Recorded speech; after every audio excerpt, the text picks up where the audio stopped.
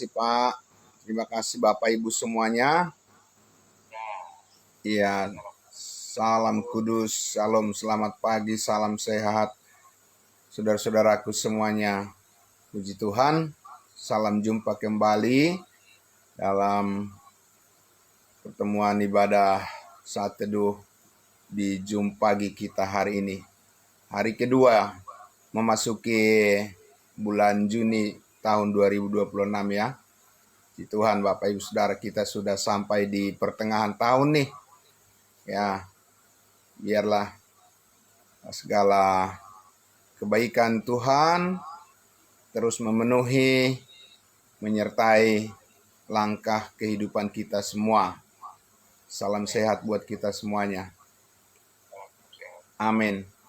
Baik, Bapak Ibu Saudaraku yang dikasihi Tuhan Yesus, marilah kita tundukkan hati kita. Kita akan bersama-sama kembali lagi melihat bagian dari kebenaran firman Tuhan.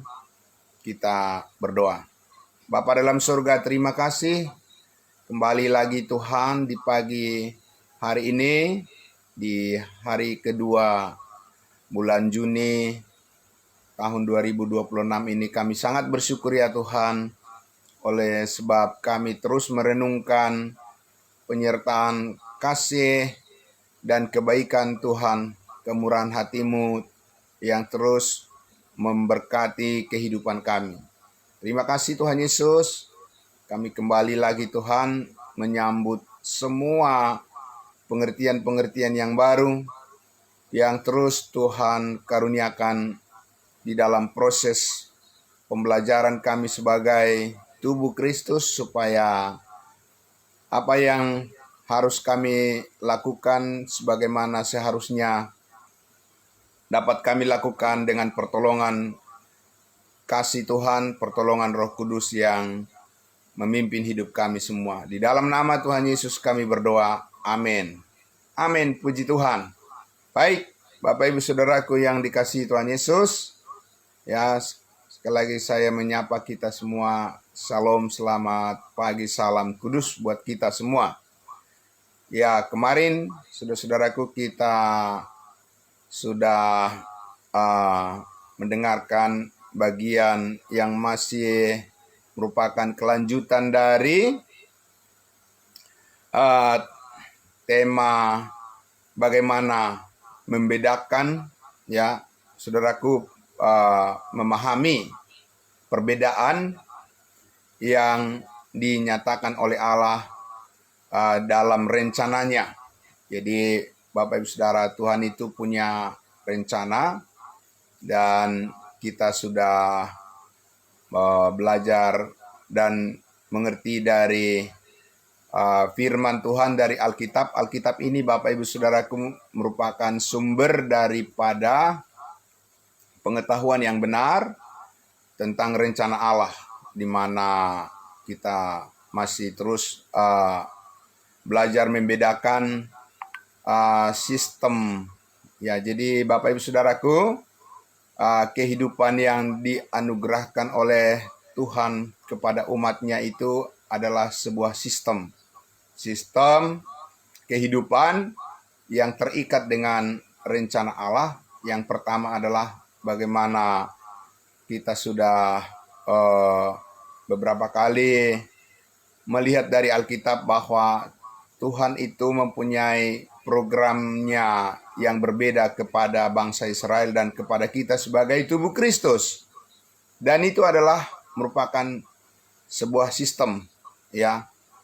Sehingga namanya juga sistem Bapak Ibu Saudaraku. Jadi kalau nggak tepat ya, nggak bekerja sebagaimana mestinya ya, seperti yang sudah disetting dalam sebuah sistem, misalnya sistem apapun Bapak Ibu Saudaraku, apalagi saat sekarang ini di zaman teknologi ini, saudaraku, semua serba diatur dengan sistem ya.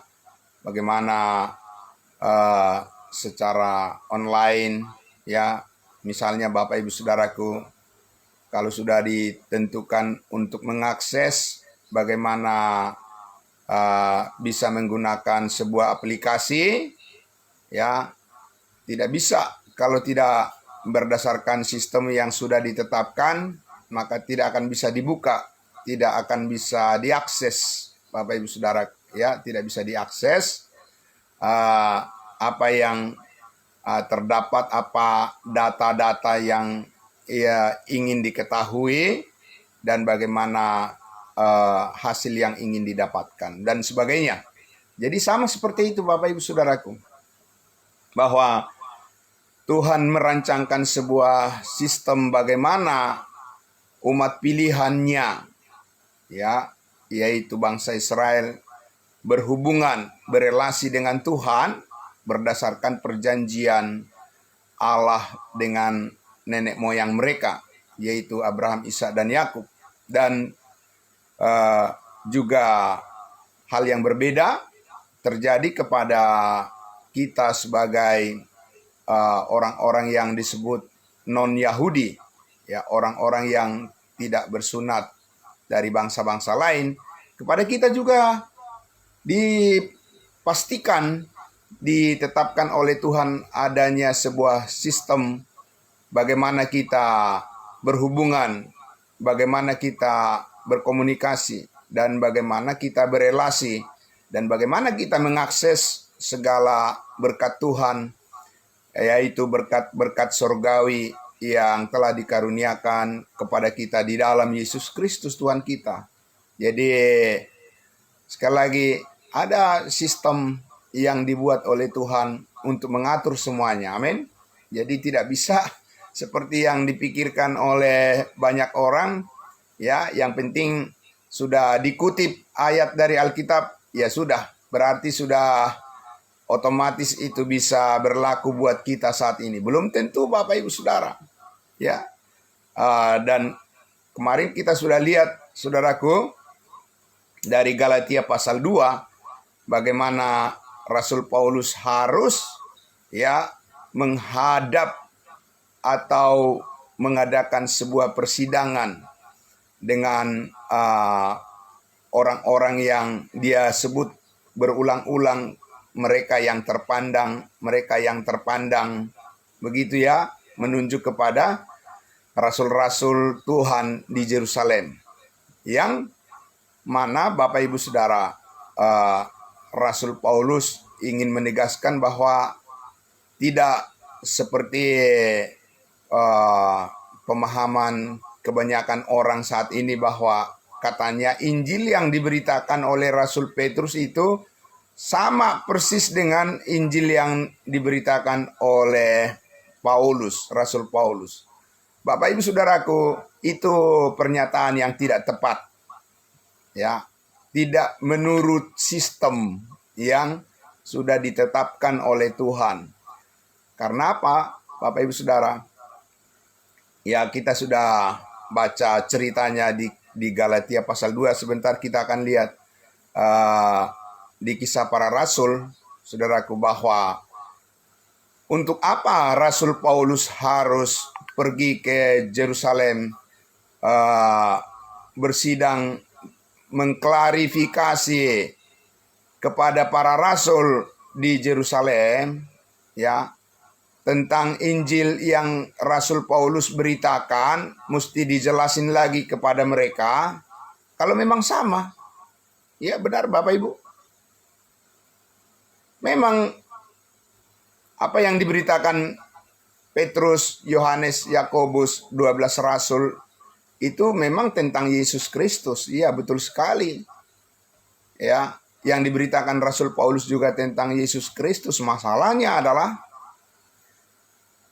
Rasul Paulus sebelum bahkan dia diselamatkan, dia sudah tahu Injil yang diberitakan oleh Petrus itu justru Saulus menganiaya mereka, karena dia sudah tahu, ya Bapak Ibu Saudara, apa yang diajarkan oleh Petrus, Yohanes, dan rasul-rasul yang lain sebelum Saulus itu diselamatkan, sebelum Paulus itu diselamatkan, dia sudah tahu Bapak Ibu Saudara. Justru karena dia tahu berita Injil Kerajaan, tentang Yesus adalah Mesias umat Israel. Ya, dengan kecemburuan Saulus justru menganiaya dan membunuh orang-orang yang percaya kepada Yesus Kristus pada saat itu, Bapak Ibu Saudara. Ya. Nah, tetapi karena Tuhan Yesus mempunyai pesan yang berbeda yang ditugaskan untuk disampaikan oleh Rasul Paulus kepada bangsa lain, maka Bapak Ibu Saudaraku, sesudah Yesus naik ke surga, Tuhan Yesus mewahyukan wahyu rahasia, firman rahasia, Injil kasih karunia Allah. Kalau Petrus memberitakan Injil kerajaan sorga sudah dekat, sama seperti Yohanes Pembaptis, sama seperti 12 rasul yang lain, tidak pernah Rasul Paulus memberitakan kepada jemaat yang dia layani atau orang-orang dari bangsa lain, sebab kerajaan sorga sudah dekat. Tidak pernah itu, Bapak Ibu Saudara. Tidak ada Rasul Paulus mengatakan bertobatlah sebab kerajaan sorga sudah dekat. Di mana itu ditemukan di dalam surat-surat Rasul Paulus, Bapak Ibu Saudara, kepada kita bangsa-bangsa lain? Tidak ada. Yang ada adalah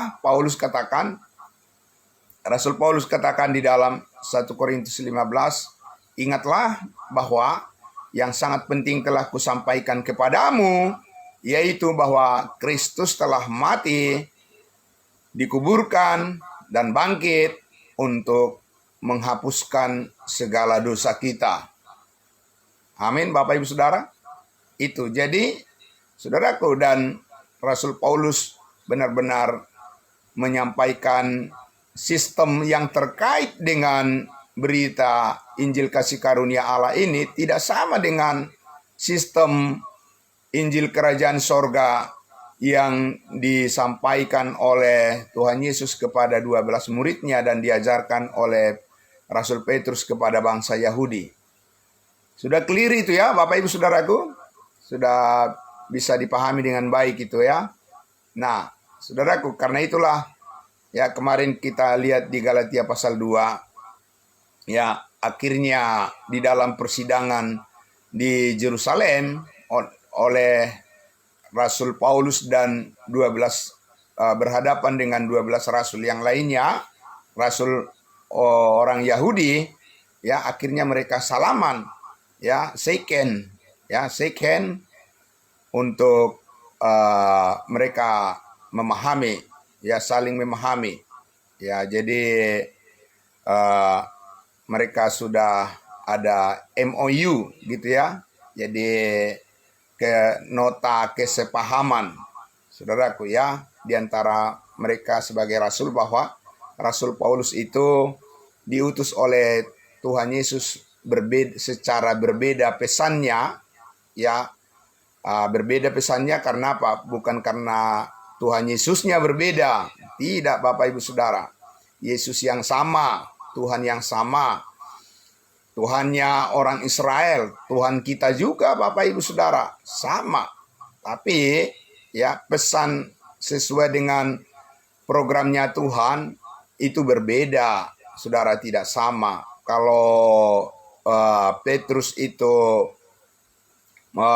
meneruskan pesan, 12 rasul Tuhan itu meneruskan pesan yang berkaitan dengan nubuatan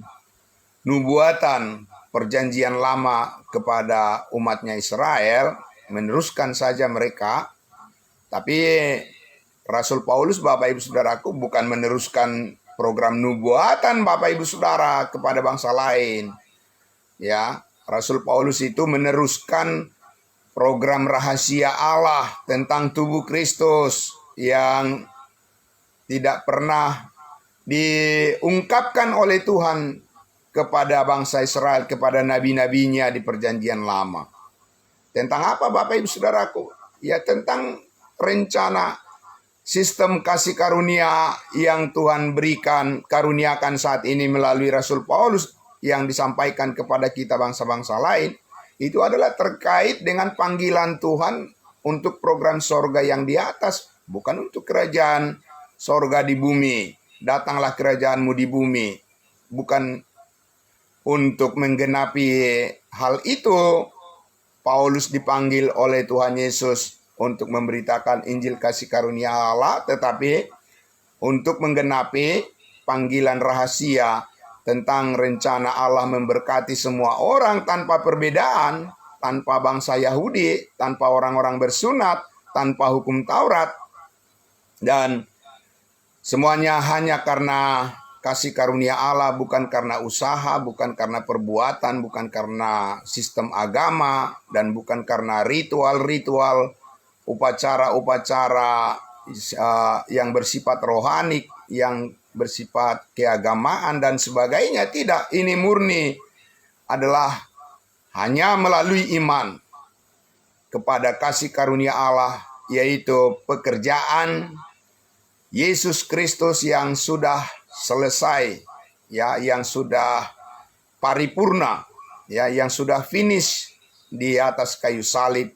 Karya, ya, salib Yesus Kristus adalah benar-benar menjadi sumber kebenaran bagi setiap orang yang percaya saat ini. Jadi saudaraku, ya, apabila tidak heran kalau kita memberitakan Injil kasih karunia Allah, Yesus mati hapus segala dosa, dan setiap orang yang percaya saja, ya, pasti diselamatkan masuk surga. Banyak orang yang menentang berita itu, Bapak Ibu Saudara. Masa iya? Ya, hanya dengan percaya. Ya, enak dong kalau begitu kita berbuat dosa saja. Kalau hanya dengan percaya kita pasti masuk surga. Bapak Ibu Saudaraku yang dikasihi Tuhan Yesus, itulah pikiran manusia yang masih dikuasai oleh dosa, ya. Dan justru Bapak Ibu Saudara, ya, Rasul Paulus mengajarkan bahwa kita tidak hidup di bawah hukum Taurat, tapi di bawah kasih karunia, dan kamu tidak akan dikuasai oleh dosa lagi. Amin. Ya. Dan karena kita telah mati, dikuburkan, dan bangkit bersama-sama dengan Yesus Kristus, berarti kita sudah mengalami kemenangan atas dosa, amin, dan atas maut. Dan kita sudah dibaptiskan ke dalam tubuh Kristus yang kudus, maha kudus, tubuh Kristus yang sempurna. Bapak Ibu Saudara, kita berada di posisi itu, ya. Posisi kita adalah posisi yang sorgawi, karena sekarang kita sudah ada di dalam Yesus Kristus Tuhan kita. Maka Yesus Tuhan kita yang duduk di sebelah kanan Allah Bapa, ya, di posisi yang sorgawi, disitulah semua identitas kita dan segala berkat yang kita terima, yang berkenan kepada Allah untuk menjalankan kehidupan kita sehari-hari. Selagi masih ada waktu diberikan oleh Tuhan, kita harus memahami apa saja yang Tuhan sediakan, yang tercakup di dalam sebuah sistem menggerakkan, menjalankan kehidupan yang berkenan di hadapan Allah saat ini. Bagaimana beriman sesungguhnya kepada Yesus Kristus saat ini. Amin.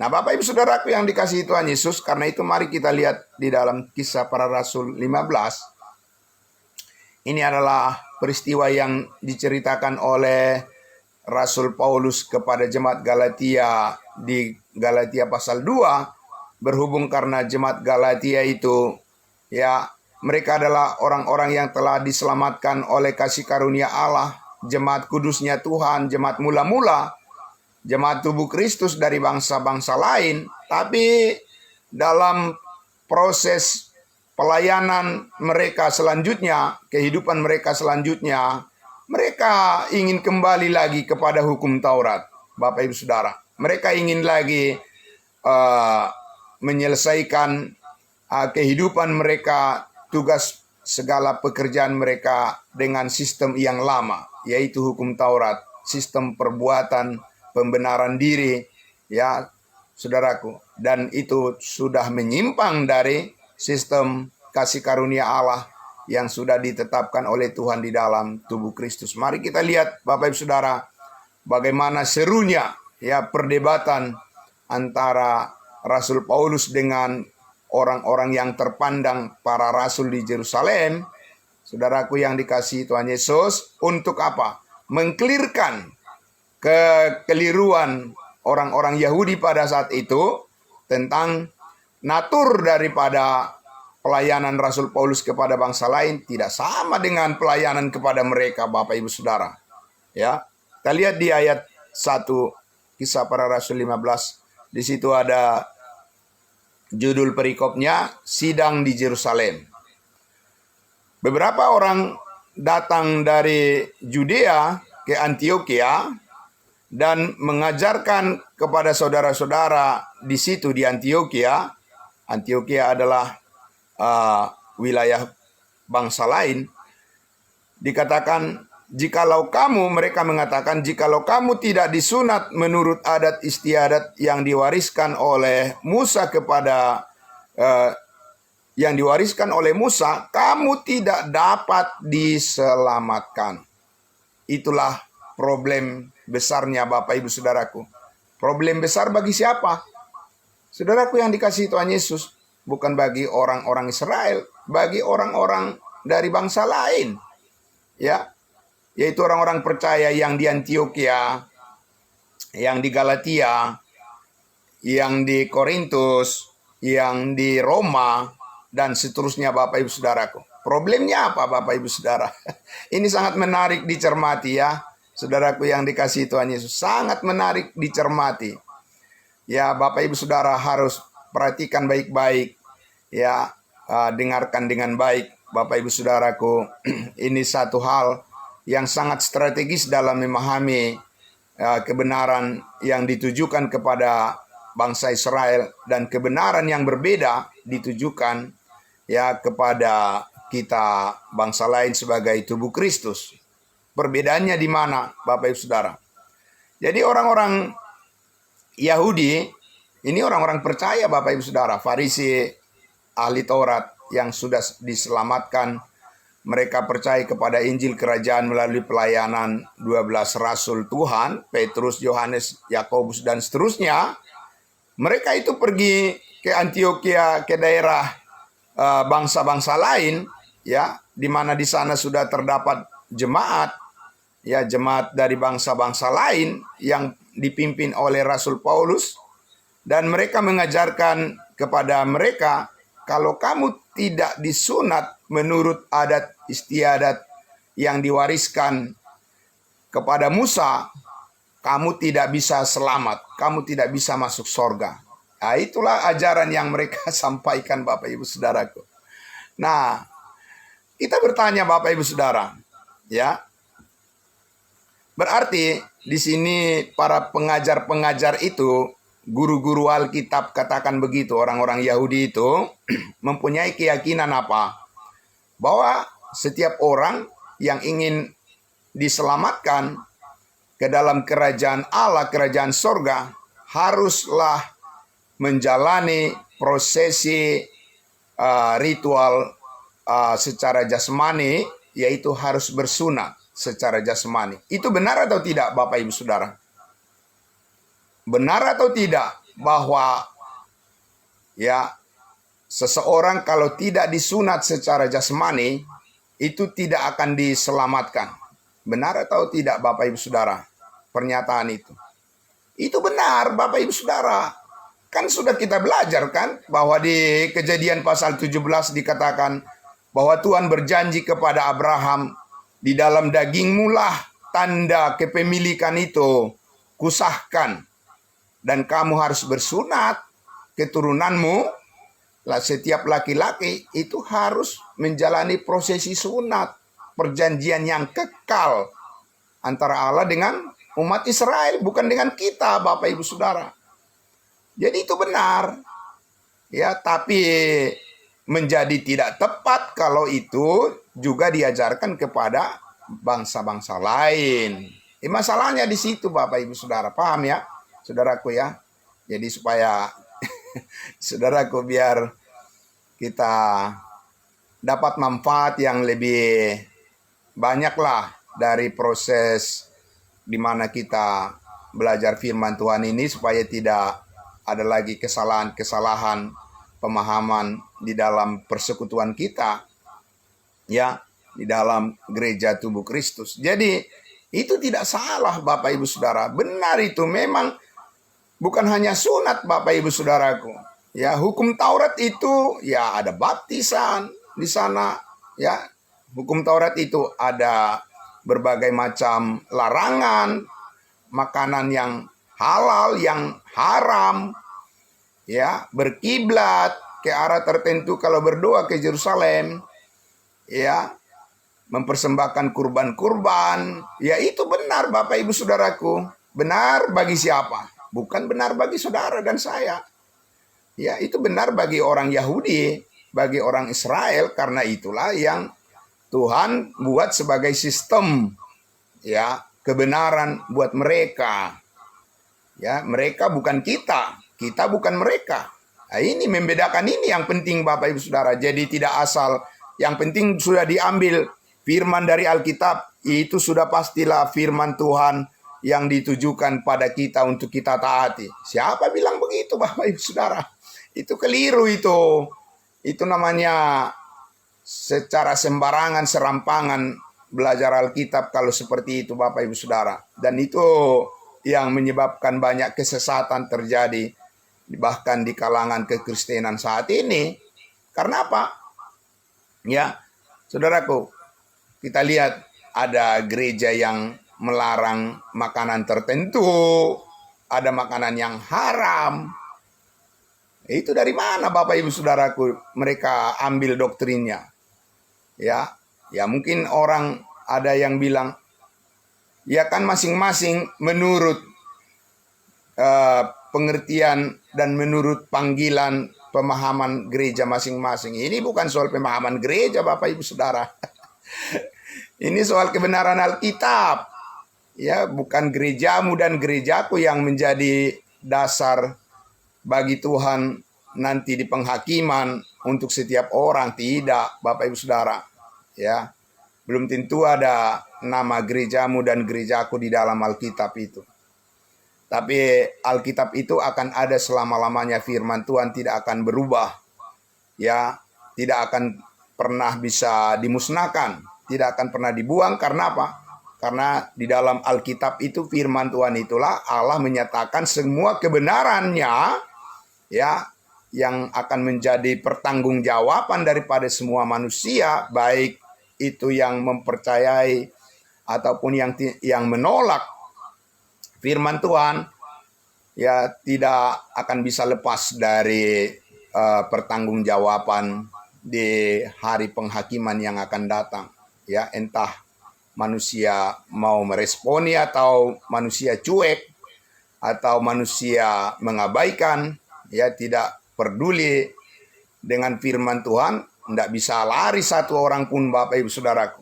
Pasti berhadapan dengan Tuhan Yesus sebagai hakim yang adil, hakim di atas segala hakim, ya, raja di atas segala raja, pasti memperhadapkan semua orang kepada dirinya, mempertanggungjawabkan apakah setiap orang yang diberikan kehidupan, kesempatan di dunia ini, mereka belajarkah mereka, ya, ataukah hanya berada di puas dengan kehidupan duniawi saja, ya, tanpa memperdulikan kebenaran firman Tuhan. Pasti suatu saat diperhadapkan kepada Tuhan Yesus Bapak Ibu Saudaraku pertanggungjawaban itu. Nah, oleh karena itu saudaraku yang dikasihi Tuhan Yesus, ya, sekali lagi tidak salah kalau dikatakan iman tanpa perbuatan adalah mati, bahwa hanya dengan iman saja tidak cukup untuk masuk surga. Itu benar Bapak Ibu Saudaraku. Benar buat siapa?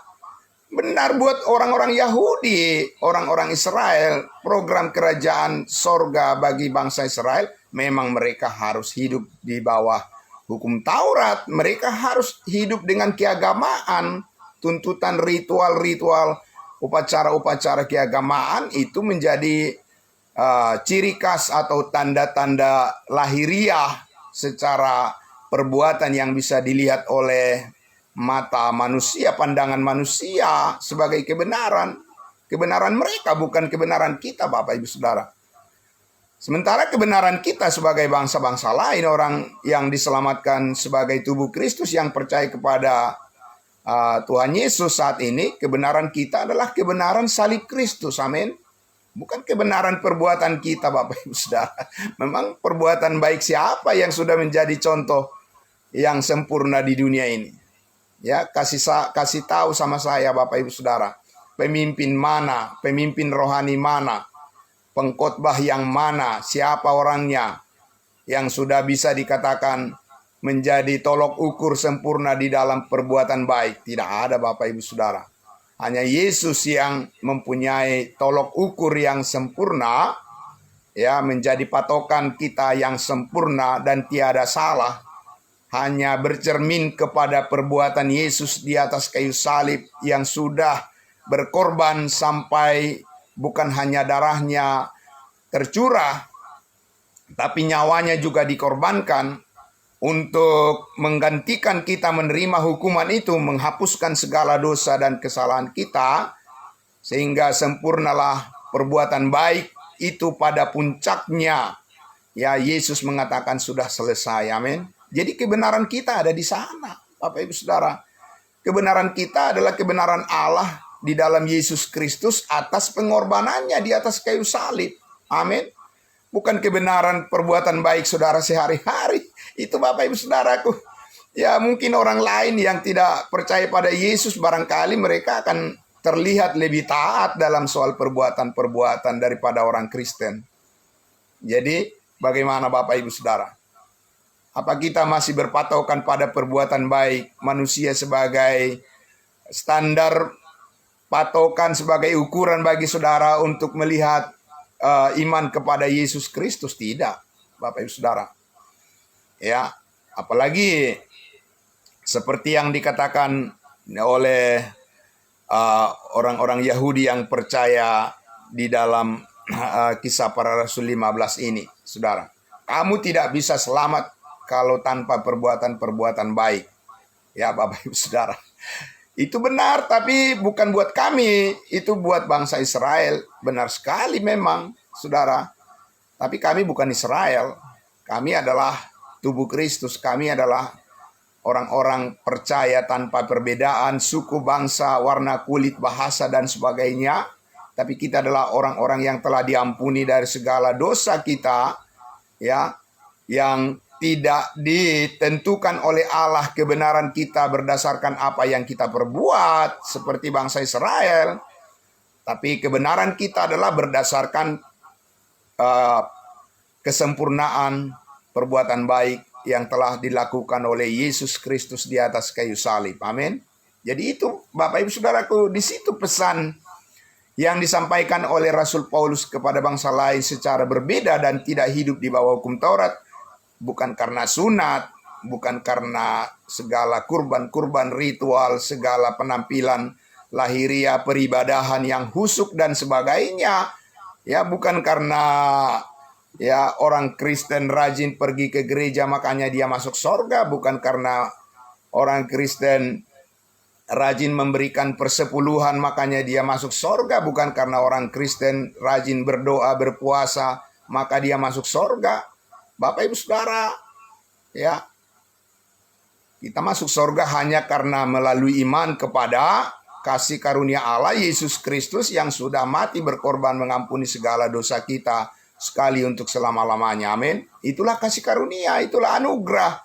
Dan di dalam anugerah itu ada sebuah sistem kehidupan yang didasarkan pada iman, ya, supaya kita bisa menjalani pelayanan kita, kehidupan kita menjadi tepat seperti yang Tuhan inginkan. Amin.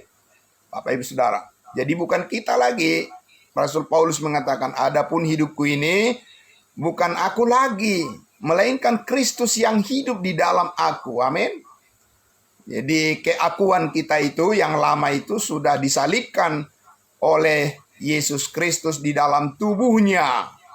Itu sudah dimatikan Bapak Ibu Saudara. Maka kita tidak hidup lagi di dalam dosa. Kita tidak ada urusan lagi dengan dosa. Amin. Jadi jangan pikirkan hal-hal yang bersifat kedagingan lagi, karena kita nggak ada urusan dengan itu. Ya, itu adalah semua sudah selesai urusan kita dengan hal-hal yang bersifat kedagingan, karena itu merupakan masa lalu yang sangat merugikan kita dan bahkan bisa menghancurkan kehidupan manusia. Sekarang kita memikirkan adalah kehidupan kita yang baru, kehidupan di dalam kekudusan Kristus, amin. Dan sementara kita memikirkan kehidupan yang baru, kekudusan kita di dalam Kristus, itu pun bukan karena usaha kita, bukan karena kemampuan, karena kerja keras, imajinasi, hayalan, atau pencapaian kita, tidak. Itu semua include, ya, sudah termasuk di dalam, ya, pekerjaan baik yang sudah diselesaikan oleh Tuhan Yesus di atas kayu salib, dan perbuatan baik itu dikaruniakan kepada kita di dalam tubuh Kristus sebagai orang-orang kudusnya Tuhan. Kita diperlengkapi oleh perbuatan baik yang sudah dipersiapkan oleh Allah sebelum dunia dijadikan. Amin. Jadi saudaraku yang dikasihi Tuhan Yesus, ya, besok kita akan masih lanjut lagi cerita di Kisah Para Rasul 15 ini. Ya, seru sekali Bapak Ibu Saudara kalau kita belajar Alkitab, belajar firman Tuhan itu sepenuh hati, ya Bapak Ibu Saudara, kita sangat dikuatkan oleh Tuhan di dalamnya, amin. Supaya kita juga bisa berbagi, ya, sharing kepada orang lain, menjadi saluran berkat. Dengan tepat kita bisa menolong orang seperti rencana Tuhan, amin. Bukan seperti maksud-maksud dan rencana kita pribadi atau kelompok kita yang mau kita ajarkan, mau kita sampaikan kepada orang lain. Tapi maksud dan rencana Tuhan yang mulia, ya, sesuai dengan firman-Nya, sesuai dengan kebenarannya, amin. Selamat pagi Bapak Ibu Saudaraku yang dikasihi Tuhan Yesus. Salam sehat buat kita semuanya, dan saudara-saudaraku juga yang mengikuti dari live streaming Facebook, selamat pagi Bapak Ibu Saudaraku semuanya, ya. Biarlah berkat kasih karunia Tuhan senantiasa memperlengkapi sukacita dan damai sejahtera di dalam setiap keluarga kita masing-masing. Ya, mari kita berdoa. Bapa dalam sorga, terima kasih sebelum kami melangkah untuk melakukan berbagai aktivitas yang harus kami jalankan, ya Tuhan. Di hari yang baru ini, kami memasuki hari yang kedua di bulan Juni. Terima kasih Tuhan Yesus. Kami percaya pasti Tuhan terus membuat hati kami dengan semangat, pikiran dan jiwa kami semuanya boleh sedemikian beraktivitas dengan keyakinan, kepercayaan kami bersandar kepada kasih karunia Tuhan Yesus saja. Terima kasih Bapa di sorga. Diberkati semua saudara-saudara kami yang sudah bersama-sama pada pagi hari ini. Dan esok hari seterusnya kami akan selalu bersama-sama terhubung di dalam ibadah, penyembahan, pujian, dan doa, serta firman kebenaran-Mu yang satu mempersatukan kami semuanya di dalam kebaikan kemurahan Tuhan ini. Kami bersyukur di dalam nama Tuhan Yesus, kami serahkan waktu yang Tuhan berikan bagi kami menjadi hormat kemuliaan bagi nama-Mu saja. Haleluya, puji Tuhan, amin. Terima kasih saudaraku semuanya. Selamat pagi, salam kudus buat kita semua, salam sehat semuanya. Saudaraku ya. Iya, terima kasih. Salam semua.